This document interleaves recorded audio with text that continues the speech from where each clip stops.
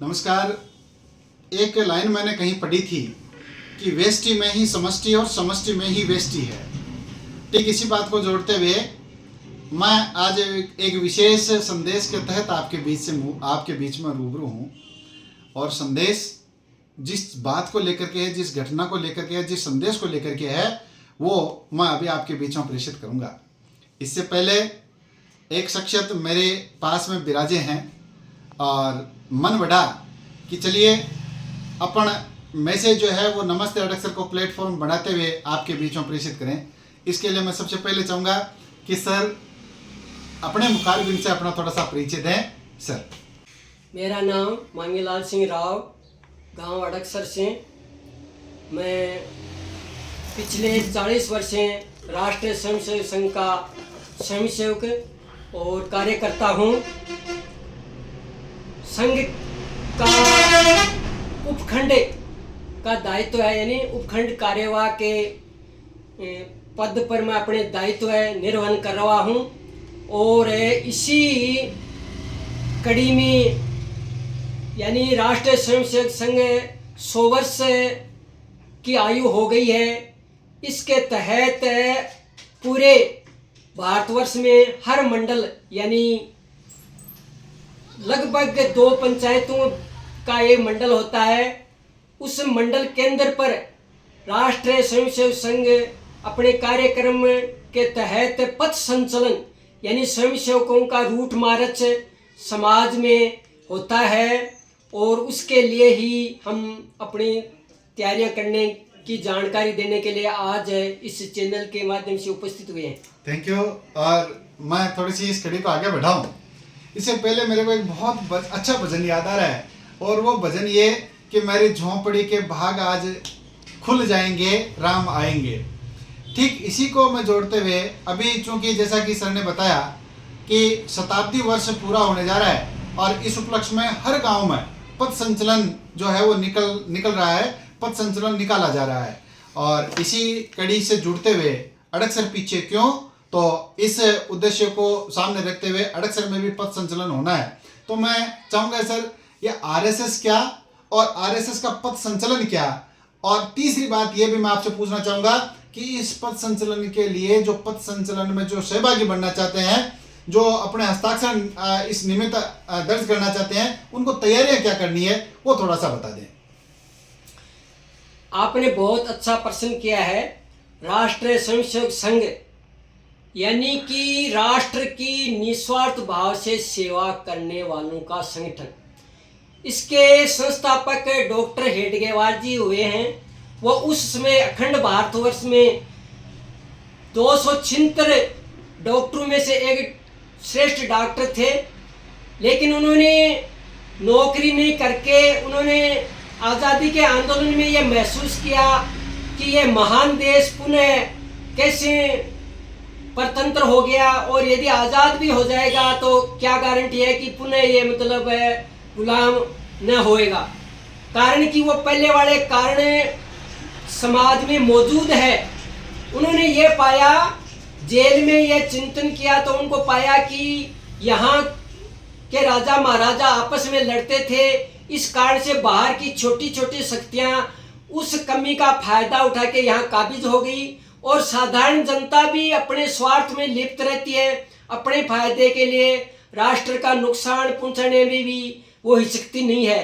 तो इसका कारण ढूंढने में उनके चिंतन में ये आया कि नवयुवकों का संगठन होना चाहिए, जिनके अंदर यानी कि देशभक्ति की भावना हो, राष्ट्र के प्रति अपनी जिम्मेदारी हो, समाज सेवा में उनकी रुचि हो, यानी वो एक श्रेष्ठ सर्वांगीण विकास चरित्रवान नागरिक बना के उसको राष्ट्र के विविध कार्यों में लगाना, ताकि राष्ट्र मजबूत हो, संगठित हो और आगे ये जिस तरह की समस्याएं हैं वो न आए। तो संघ अपने इस 100 वर्ष के कार्यकाल में नवयुवकों को 1 घंटे की शाखा में यानी एक निश्चित समय में खेल कूद, महापुरुषों के सुभाषित अमृत वचन एवं योग के माध्यम से प्रार्थना और यानी देश के चिंतन से मतलब एक संस्कार पैदा किया जाता है नायकों में कि वो देश के लिए अपना मतलब सर्वस्व मतलब लगाए और देश को यानी पुनः यानी परम वैभव पर पहुंचाए और विश्व गुरु बनाए। ऐसी मानसिकता से संघ के कार्यकर्ता काम करते हैं। Thank you sir. अब मैं थोड़ा सा पूछना चाहूँगा, संघ के बारे में आपने बहुत अच्छी बात बताई और वैसे जैसे जैसे जैसे ये कार्य आगे बढ़ेगा, पथ संचलन का कार्यक्रम होगा तो हर एक व्यक्ति जो है वो इसके बारे में जागरूक बन जाएगा। मैं थोड़ा सा ये पूछना चाहूँगा कि चूँकि हमारा ये पहला कार्यक्रम है और पहला कार्यक्रम होने के नाते पथ संचलन के लिए क्या क्या तैयारियां पथ संचलन में भाग लेने वाले सहभागियों को करनी पड़ेगी, थोड़ा सा वो संक्षिप्त में बताएं। धन्यवाद, आपने बहुत अच्छी जानकारी पूछी है जिसका सभी स्वयंसेवकों में यानी एक जानकारी पहुंचेगी। संघ में स्वयंसेवक एक गणवेश में होते हैं जिसके अंदर है यानी कि काली टोपी होती है, सफेद कमीज और एक कत्थई रंग का पैंट, बेल्ट वगैरह होता है और काले बूट और दंड यानी लाठी होती है। ये एक संघ के स्वयंसेवक का गणवेश है। तो सभी स्वयंसेवक जो इस अपने पथ संचलन में भाग लेंगे वो पूर्ण गणवेश में भाग लेंगे और गणवेश यहाँ हमारे आए हुए होते हैं जो मतलब मूल्य देख के खरीदे जाते हैं। यानी संघ में व्यक्ति को राष्ट्र के लिए समाज के लिए समर्पण करना होता है। यहाँ मुफ्त में कोई चीज नहीं मिलती है क्योंकि यानी हम देने वाले होते हैं, निस्वार्थ भाव से सेवा करने वाले हैं। तो हम अपेक्षा नहीं रखते कि हमें कोई चीज निःशुल्क मिले। तो स्वयंसेवक है वो समय पर अपना गणवेश ले लेते हैं और समय पर कार्यक्रम समय पर शुरू होते हैं, वो समय पर आते हैं और कार्यक्रम को संपन्न करवाते हैं।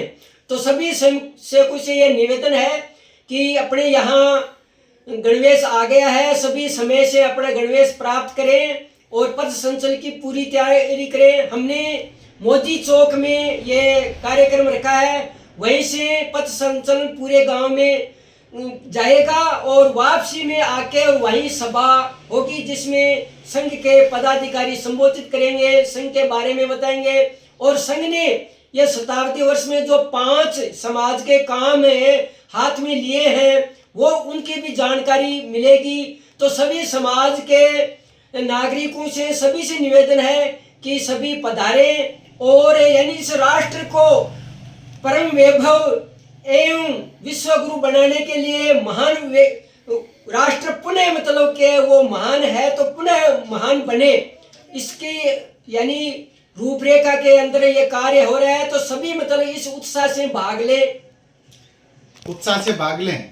और देखो कितनी अच्छी बात बताई है कि संघ ये चाहता है कि हर एक व्यक्ति का राष्ट्र के मान सम्मान में और राष्ट्र की प्रगति में उनका अंश मिले। तो इस निमित्त संघ की जो गणवेश है वो मोदी चौक में आपको प्राप्त हो जाएगी। इसलिए आप समय से, चूँकि 1:15 बजे का कार्यक्रम है, तो ऐसी स्थिति में आप जल्दी आएँ और जो भी इसमें इच्छुक है भाग लेना चाहता है।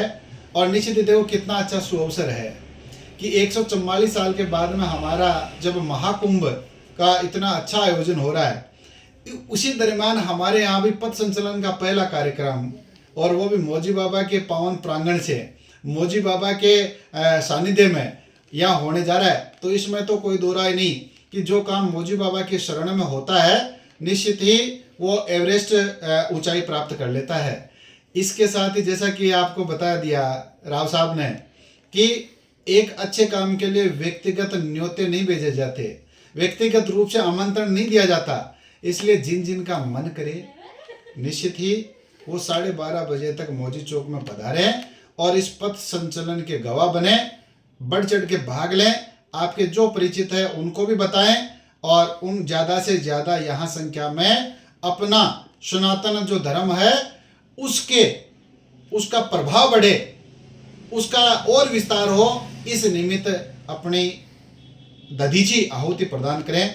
आइए हम मिलकर के ये जो पहला पथ संचलन है उस कार्यक्रम को अभूतपूर्व और ऐतिहासिक बनाएं।